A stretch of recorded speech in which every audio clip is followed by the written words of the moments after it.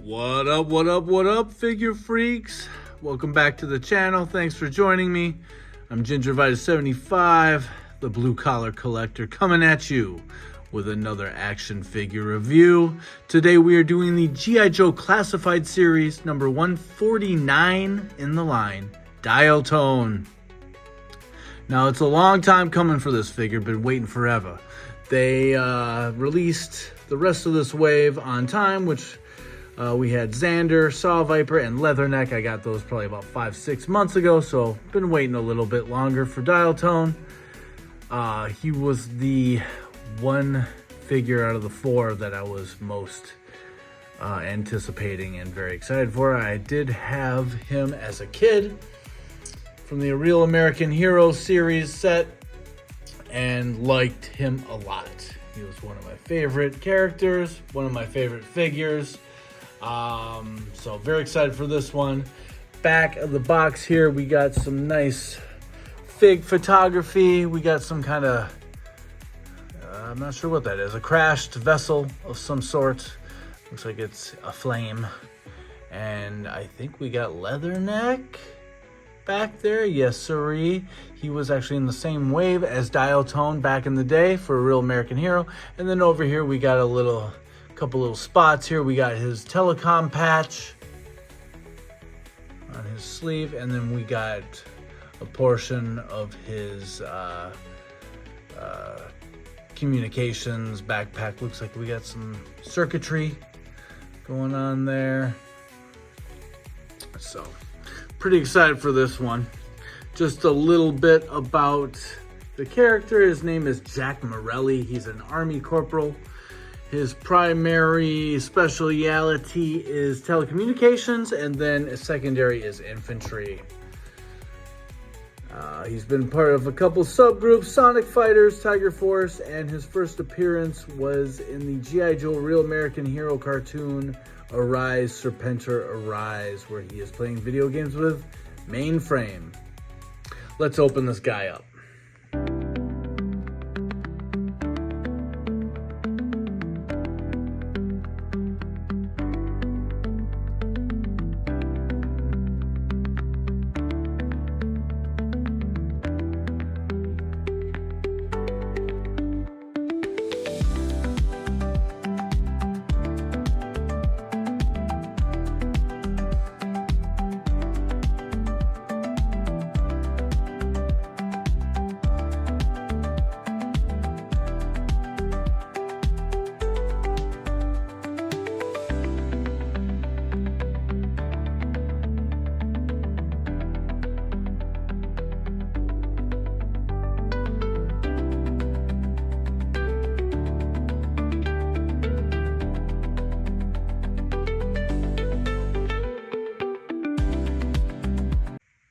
All right, out of the box, we got Dial-Tone all displayed with all of his accessories here. Let's take a look first, starting out with this gun.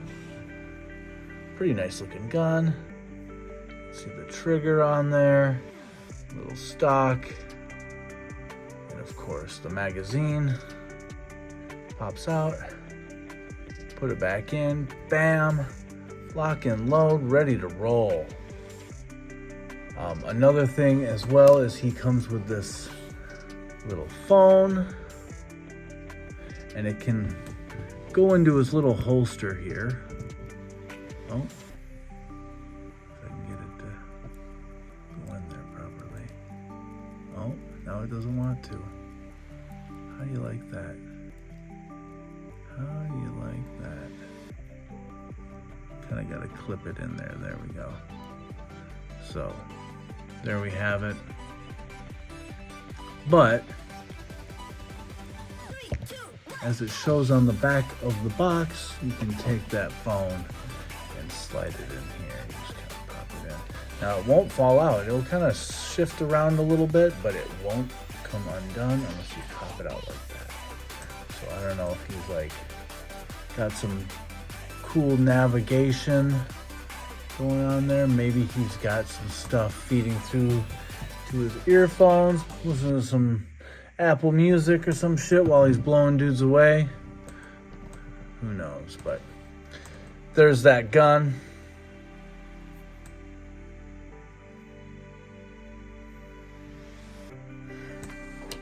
And we got the little dagger. Just straight black. No blade, metal, or anything. We'll put that down here in the ankle sheath. That's the right way, isn't it?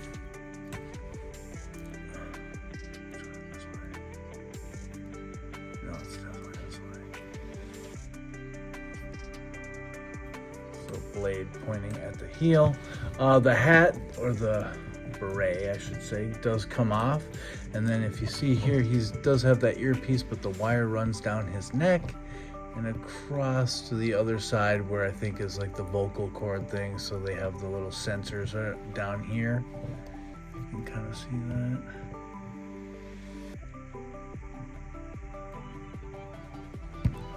So he can talk and then also listen to Duke or Hawk barking at him. Dial tone, damn it. Get out of there, man, get out. So this thing you could easily remove. It's kind of jiggly wiggly. It's all right, but you know, it's all part of the aesthetic. He's got the megaphone here. Well, it's not actually a megaphone, it's actually a sound detector. He points at somebody, you can hear him talking.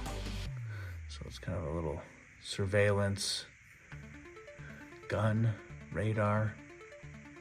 Pretty neat. And then, of course, the famous backpack of dial-tone.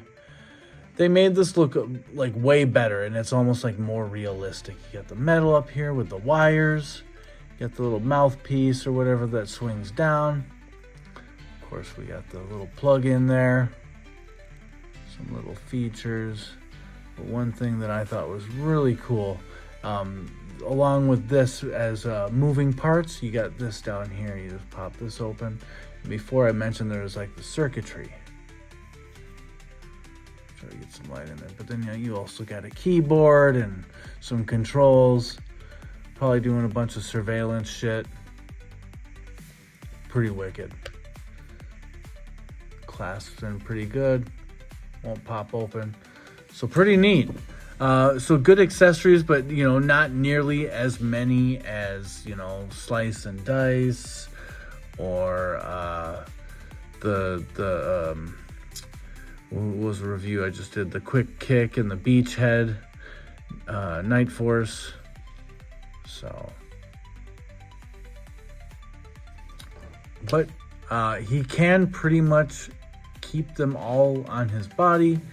We will look into that more in just a moment. This is gonna be the best looking bike in the block.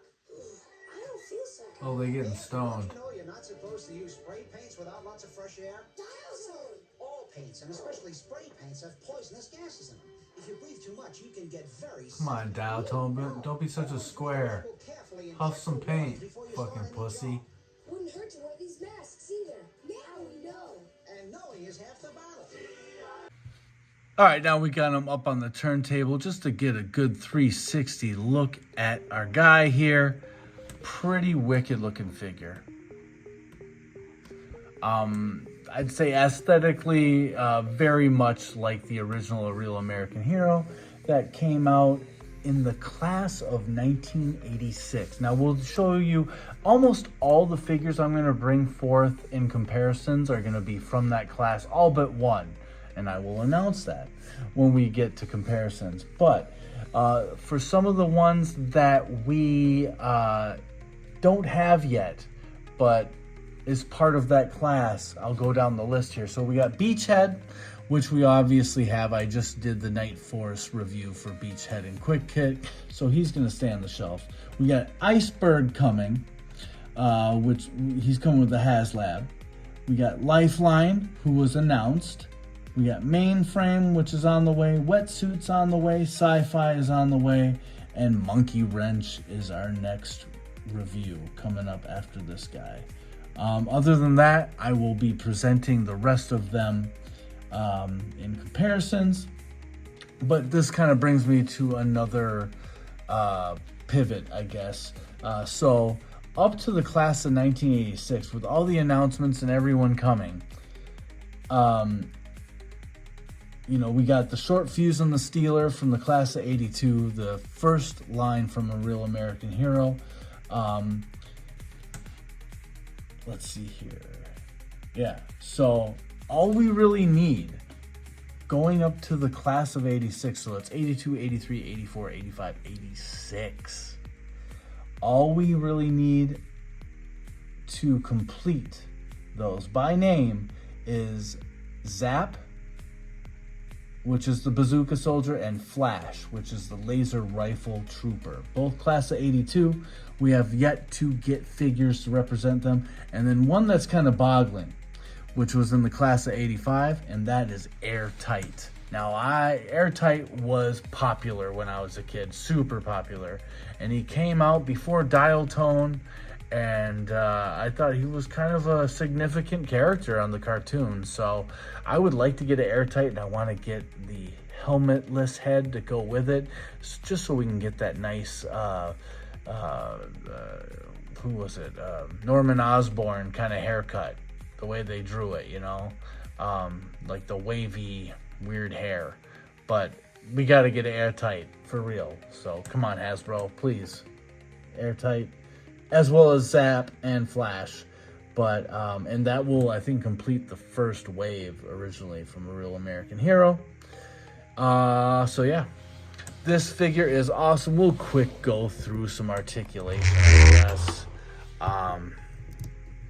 The head, he's got the double neck joint, so the ball joint going into the head, and also the one at the top of the chest, bottom of the neck. He doesn't look down too good, nor does he look up that much. We do have the shoulder, goes up like that. Maybe look a little better on this side. And then goes 360. We got the pinless elbows. We got the pivot as well as the twist on the wrist. Stomach crunch, but it's kind of... I could feel it. It moved. But it's kind of hindered and blocked, and you can't see it because of the jacket here, or the vest. We got those hips. Be careful though. The antenna for the walkie. You don't want to hurt that too much. We got the thigh cuts, of course. We got the pinless double jointed knees, as well as the rocker on the ankle for a little tilt and pivot. Get them a little straightened out here. So yeah, nice figure. It looks just like the one from back in the day. I mean, I know it's more like made to look like a more current soldier, but nonetheless looks great. I love the little pouches here and there. You know, this is removable if you want to take it off, as is this. So you can take that off if you wanted. There's a little sheath down there at the ankle. So very nice looking, pleasing to the eye. I like the green and the black, as well as the beige on the sleeves. Very happy with this figure. I don't want to be too biased, but we might be pointing towards an 8. But you know, I'm a biased motherfucker. If you get down to it, I am biased. So if I like you, I'm gonna give you props. And I like this figure. Let's bring out some guys for comparison. So let's get rid of that turntable. So, being a telecommunications officer, we just got another telecommunications officer. The second offering, but we got Breaker. Now, do these guys, do you think they compete? Oh, I communicate better than you do. No, you don't. Fuck you, Pop. I don't know. Both are cool, though. I just think that Dial-Tone's got the better look. You know, this guy is super standard. He was made early on before they kind of like got really creative and having more fun with the designs and the weaponry and accessories, you know, but this guy is, you know, how he looked back in the day. So love this Breaker figure. Big improvement of the old one. I did like the helmet a lot for the one that for Breaker that came with the Ram cycle. Still, this one is true to the Real American Hero figure. I like it. So I'll put this guy back here. Now the rest of these figures, every single one is a part of that wave that I listed off.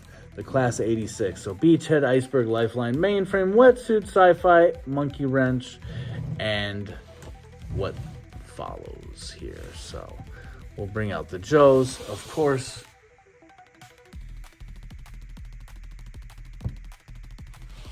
Oh! We got Leatherneck. It was showing up in the picture. Love these effects here. Oops, as it falls off. Super convenient.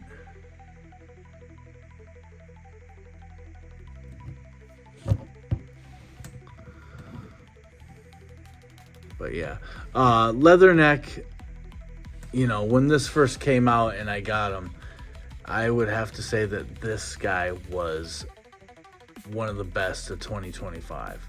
Really awesome figure. And I heard people crying about, oh, he's so short, you know, like maybe he's like Wolverine. He's like a little badass, all right? Little Marine fucking badass. But the figure is badass as hell. And it looks super sharp. And I'm super happy to have him displayed right next to Dial-Tone. So that's probably what's going to be going on there. Keep going down the line from the wave. Class of 86, we got Hawk. General Hawk, that is. Got that shotgun. We got the nice smoke effect in there. Got the signature helmet with the goggles. And the aviator jacket. Looking awesome. So there's our Hawk.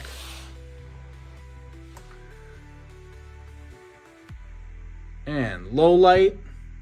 This was an awesome wave when they did this back in the day. We're gonna get this guy out of the way so he's not knocking shit over. Low light, great classified figure. Almost wish yeah, the goggles do come off. I don't know. I feel like they could have done more with low light, but he's a pretty awesome figure nonetheless. Super 6 sniper rifle. Scope kept coming out, but it's a pretty badass group. And then finally for the Joes, we got Roadblock with the white t-shirt, but he does not have a white t-shirt. He's just got the green vest. This was part of the first wave. As you can see down there, we got the gold. We've had a few more offerings of Roadblock. I think at least 4. So we got plenty. Plenty, baby. So there's our group. Let's get Breaker up in here for a little group photo. Boom.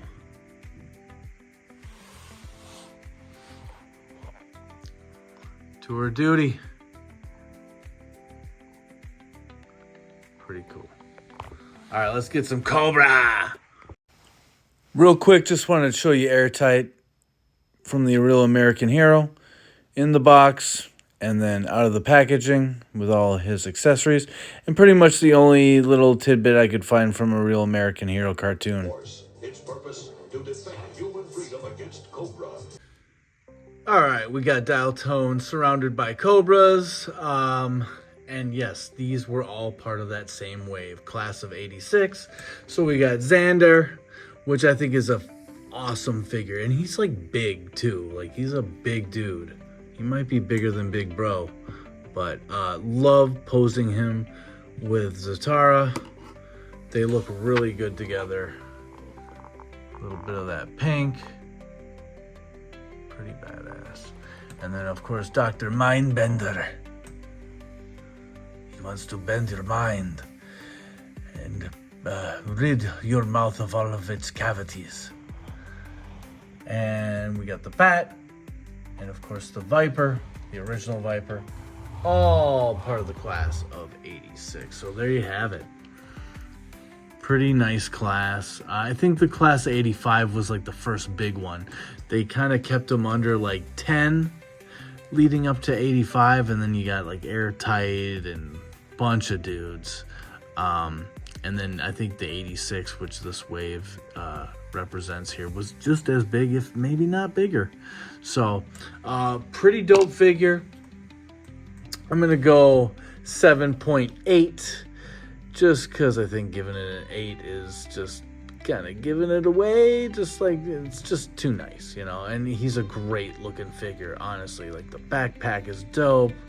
This thing folding down, accessories are nice. Just the aesthetic and just how good it looks in comparison to the original from the 80s American Hero line, and it matches up pretty damn good, based on memory, of course. I don't do the vintage stuff anymore, so yeah, 7.8 for the dial tone out of 10. Anything they could have done to improve this figure? Geez, I don't know. I mean, maybe just give him some more gear. I don't know. I was hoping that he would have something to put his little radar thing onto, like a clip or something around on the backpack, but there's no such thing. So that's too bad. He'll just have to hold it. He's got room. And of course, again, that phone does go down here. All the little pouches he got, pretty nice. I do like this little thing with the walkie on his hip. A little bit wonky on this bandolier strap here. You got the smoke grenade canister as well as a frag up here. All single colored, just gunmetal. That's a little lazy, and it kind of gets in the way of this thing coming down, as you can see there.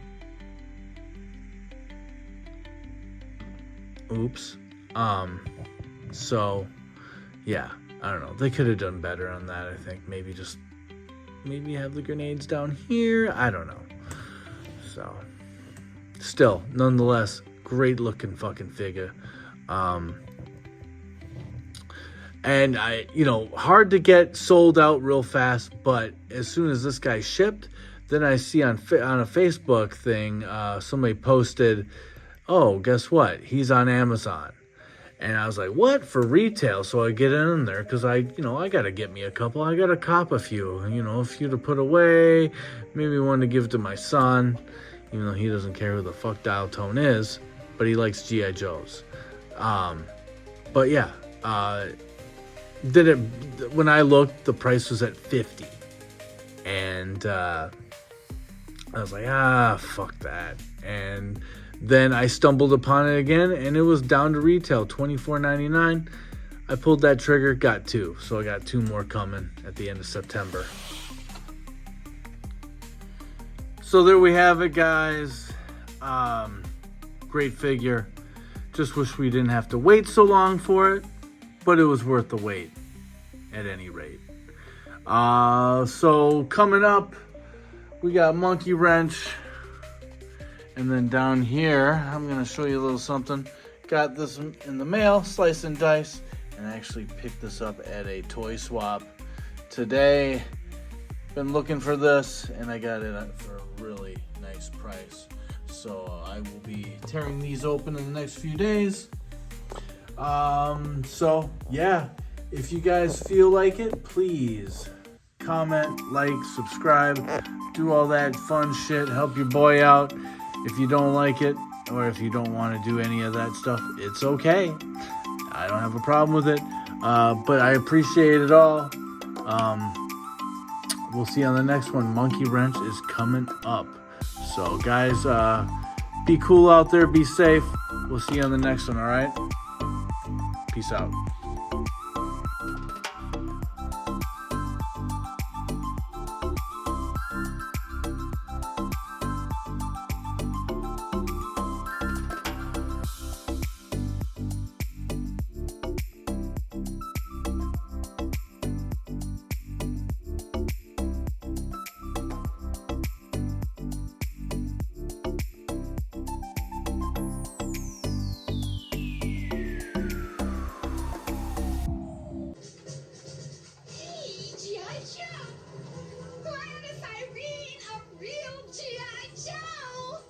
Ma'am, I'm on a mission. But can't I just get your autograph? Later, sister. He's got work to do.